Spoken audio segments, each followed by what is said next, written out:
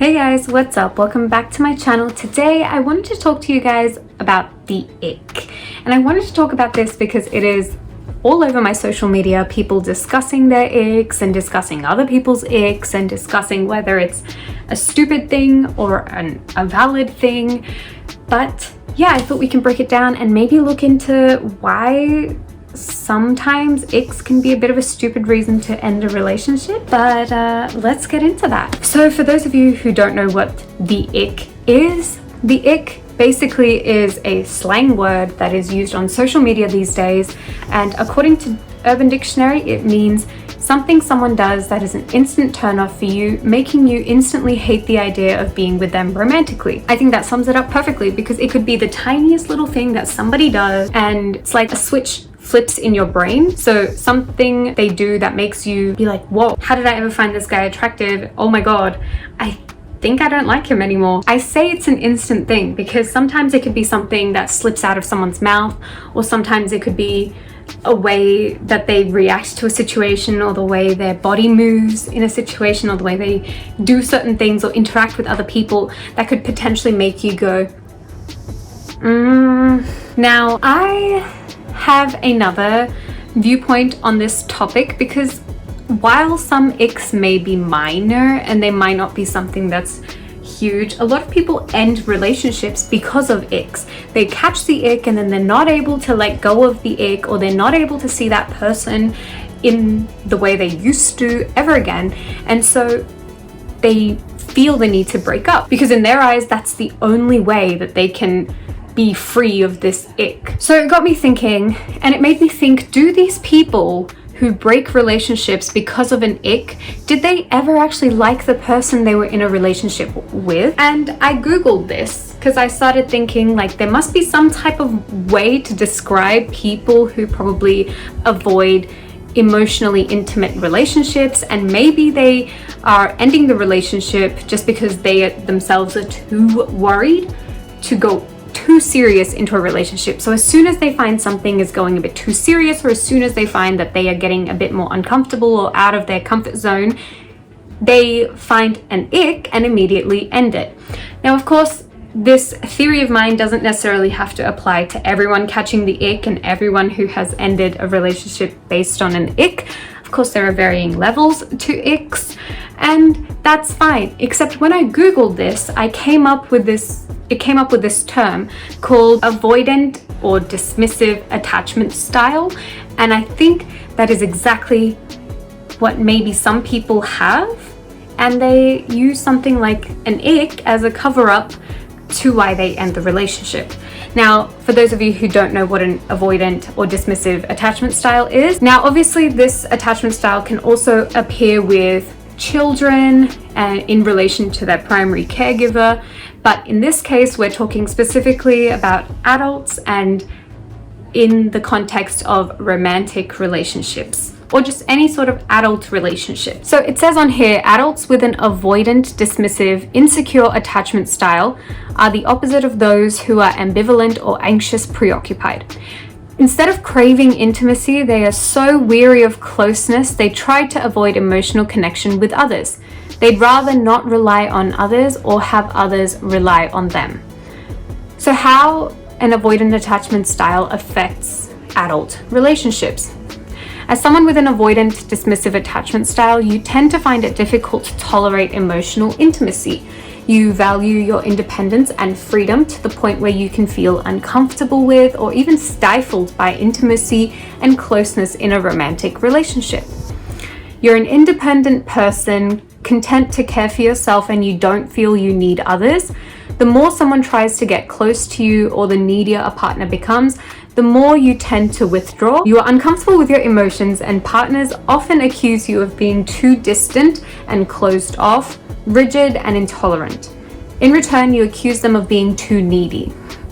You're prone to minimize or disregard your partner's feelings, keep secrets from them, engage in affairs, and even end relationships in order to regain your sense of freedom. You may prefer fleeting casual relationships to long-term intimate ones, or you seek out partners who are equally independent, ones who'll keep their distance emotionally.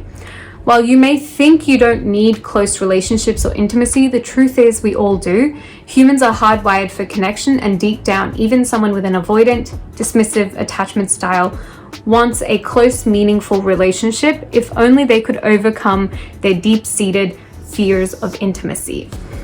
And when I read that, I thought that could be right on the money for why some people have icks and why some people end things with potentially great partners because of some ick that they may have developed. So that's something.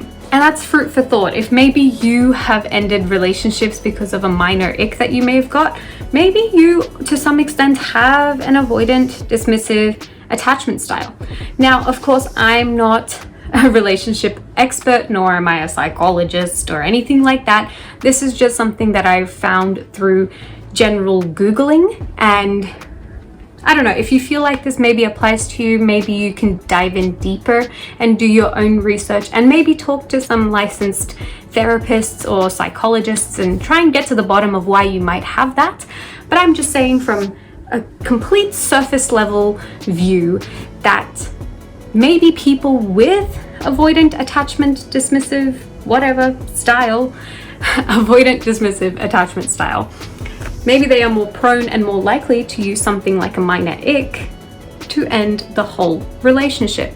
I mean, it's definitely food for thought. But that being said, I thought we could go through some icks and see if they are actually ick-worthy or if they are just people being stupid and maybe overreacting to something that's quite minor. So I do have a couple of TikToks that I found, which I will show, where I thought we could discuss them. And the first TikTok I actually found was, they seem to be in like a blind dating situation. There's like the girls on one side, there's a barrier, and then the guys on the other. And basically the girl finds having a mother and a sister and it, and then she proceeds to mention aunties, and then proceeds to mention if he has any living grandmothers. And it just makes me think that maybe that's a bit of a stretch. At first, when I saw this clip, I thought maybe she was trolling and just trying to get a rise out of people so her video could get more views. But then the second time I watched it, I was like, what if she actually does find having a mum and a sister and it? I don't know, it's weird, but red flag when I seen a guy is having a mom, and even worse, having a sister. Damn, you want me to be an orphan? Well, unfortunately, I have both a mom and a sister. Oh, wow. Do you have any aunts? 3. Wow. Is your grandma still alive? One of them's gone. Yeah, the other one's still here. All right. that was the first video I found, which I thought was a little bit crazy. And that was one that made me go, okay, that's a stupid ick. Obviously not everyone has a mother because a lot of people's mums pass away, but for the most part, people have mothers and they also have siblings, and those siblings may be sisters, and then they also have aunties and grandmothers. So I don't really understand how that could be an ick. She also does not explain why having mum and sisters and aunties and grandmas is an ick. She just says it's a bit of a red flag, like an ick, and then carries on. The other one that I found, now this one, I kind of agree with it being an ick, because when I saw the video the first time, I was ready to defend the guy. I was like, that's not an ick, the girl's just being ridiculous. But the second time I watched it, and I watched it with a bit more attention, I realized that it is an ick. And maybe if I was her in the relationship, I'd also find it hard to find this guy romantically interesting again.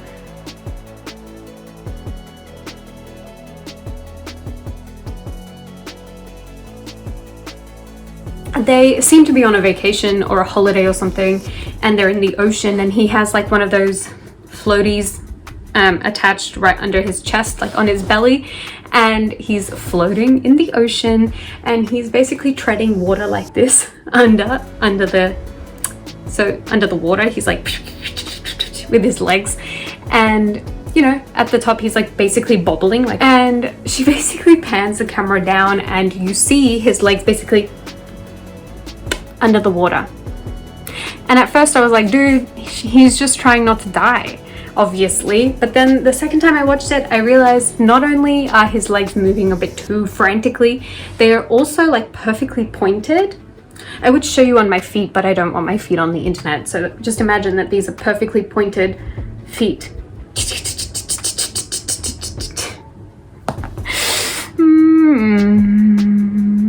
And because he had the floaty on and everything, I just felt like it was too much. Like, yeah, I kind of got the ick from that video too. But then another video I found was this guy was discussing, he does like skip videos, and he said how easily girls get the ick. And this was literally part 51. And the guy, he drops a coin and it's basically rolling and he's shuffling behind it with like, you know, a little scuttle that people do. Yeah, that. Trying to go? Yeah, okay. I'm telling you, it's a really nice place.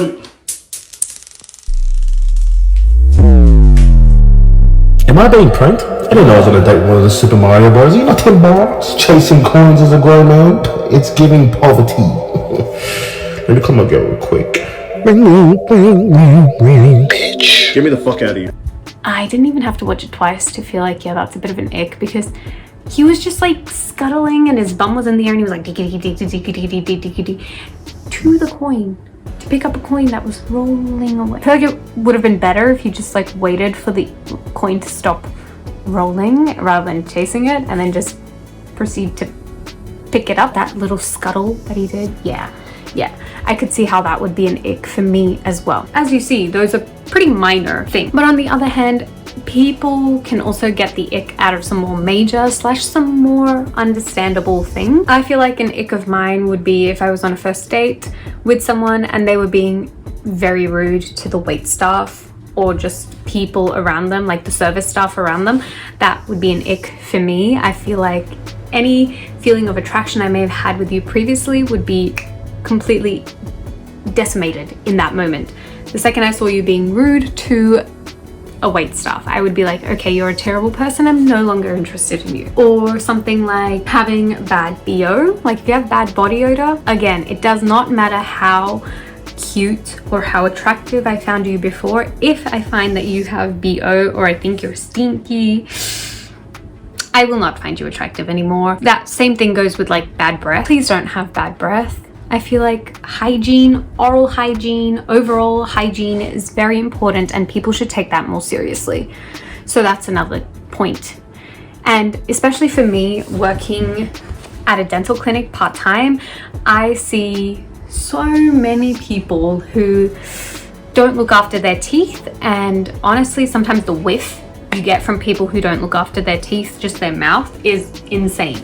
It like penetrates through my mask. I can smell it through my mask. So that's pretty bad. So please take care of your teeth and please floss. Flossing is the opposite of an ick for me. If someone tells me that they floss their teeth, and specifically if they floss and they scrape their tongue, forget the ick. I think I would be in love with you. I think that's amazing. Not enough people do it, when in fact everyone should be flossing and scraping their tongue. Please floss your teeth and scrape your tongue. Your breath will thank you. You won't have bad breath and you won't have excessive plaque or tartar buildup. It's perfect. So please do that. That became a bit of an ad for flossing, but I truly mean it, because bad breath is an ick. So these are some things you can do to avoid bad breath. Another ick that I saw online was guys, or girls for that matter, but in the video that I saw, it was a guy climbing up the stairs on all fours, and I would agree that that is a bit of an ick, because what are you, 10 years old? But that being said, I have obviously climbed up the steps on all fours. It's fun. I have done it before. So if they climbed up the stairs on all fours in front of me, I would no longer be interested in them, because what are you, a 10-year-old? Don't do that. But yes, that's it for this week's video. Let me guys know if you agree with any of the icks that I have mentioned in this video, and do you agree that sometimes icks can be minor and a stupid reason to break up with somebody, or do you think icks are a totally valid reason to break up with someone? Let me know what you think, and yeah, let me know in the comments down below what other kind of videos you'd like me to make.